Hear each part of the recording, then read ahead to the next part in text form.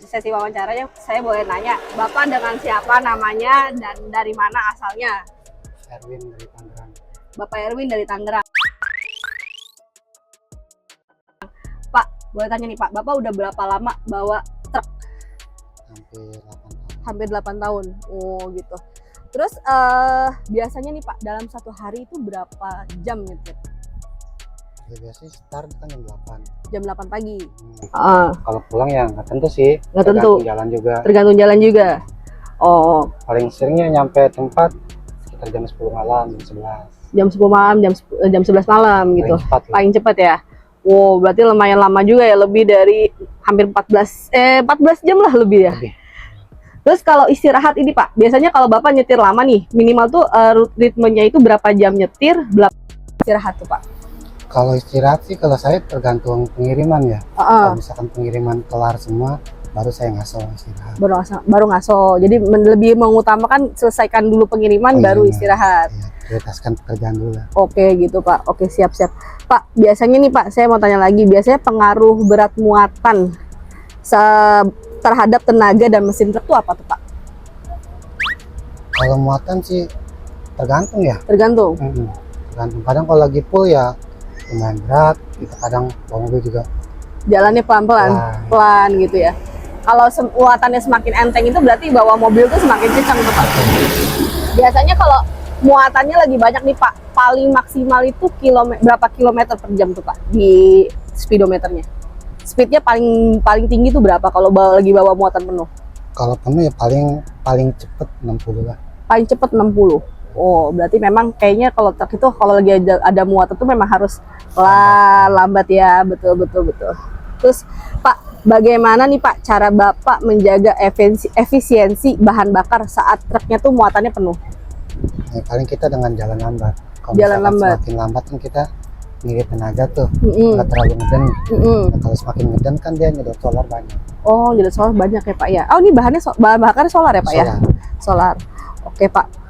Pak, saya mau tanya lagi Pak, pernah nggak Pak mengalami kendala kalau mesin itu panas Pak? Mesin itu panas di dalam kabin itu panas banget, pernah nggak? Pernah. Bapak tahu nggak kenapa itu? Biasanya overload. Karena terlalu lama dipakai, nggak ngaso-ngaso, biasanya dia Panas. Bisa jadi dari air radiator juga kurang. Air radiatornya kurang ya Pak ya. Biasanya kalau kayak gitu itu hal yang Bapak pertama lakukan itu mengecek apa tuh Pak? Radiator. Oh, apakah air radiator tersebut kurang atau tidak? Ya. Kalau kurang ya berarti mau nggak mau harus diisi. Kalau Bapak biasanya kalau ngisi air radiator tuh pakai apa tuh Pak? Air apa radiator coolant apa campuran? Kalau coolant biasanya jarang sih ya. Jarang. Paling untuk servis full baru pakai coolant. Oh. Kalau untuk ke jalan paling pakai air mineral. Pakai air mineral ya Pak ya. Biasanya habis berapa banyak tuh Pak? Ya paling banter sih kalau untuk isi ulang paling sebotol 1 liter ya. Oke. Terus kalau gini nih Pak, kalau misalnya Bapak pernah mengalami kendala mogok di jalan nggak? Pernah. Apa tuh Pak waktu itu mogoknya Pak? Ya biasanya dari mesin juga sih ya. Dari mesinnya. Kadang kayak sikring tiba-tiba mati, putus ya Pak ya. Terus kayak aki kadang-kadang soak. Aki soak ya Pak. Berarti kalau bisa lagi mogok kayak gitu nih Pak, pertama yang Bapak lakukan tuh apa tuh Pak? Ya paling kita nanya ke yang ahli gitu, kayak montir, kayak dari perusahaan kan pasti ada montirnya tuh. Betul. Kita nelpon, kendalanya di mana, baru kita cek. Oke. Sama ini nih Pak, saya mau tanya lagi nih Pak, kalau Bapak kalau misalnya menurut Bapak nih, kalau misalnya pengereman itu, kalau menurut Bapak mulai merasa pengereman itu tidak berfungsi itu ada ciri-cirinya nggak Pak? Apa tuh Pak ciri-cirinya? Biasanya kan bunyi. Oh, jadi pas ngerem tuh bunyi?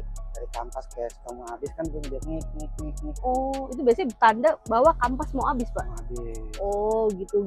Oke, jadi kalau udah kayak gitu tuh gimana tuh Pak?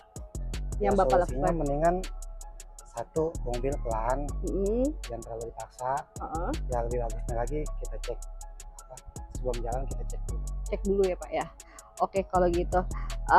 Oke Pak, nih Pak, menurut Bapak nih Pak, dari yang selama Bapak pengalaman dari supir tuh, selain filter ya sama oli, yang paling sering diganti dari truk itu apa tuh Pak? paling keseringan sih ya itu doang sih kayaknya. Filter sama oli doang ya Pak ya. Kalau dari Kalau oli kan kayaknya rutin setiap bulan. ya setiap bulan sih pasti sih kayaknya dia.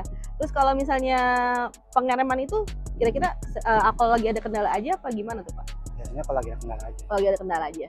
Oke kalau gitu Pak, makasih banyak atas waktunya. Sama-sama. Terima kasih banyak atas informasi dan ilmunya nih Pak. Sama-sama. Kita juga kalau bisa kita nggak survei lapangan ini kita nggak akan tahu kendala-kendala yang pernah dialami oleh seorang supir atau seorang driver.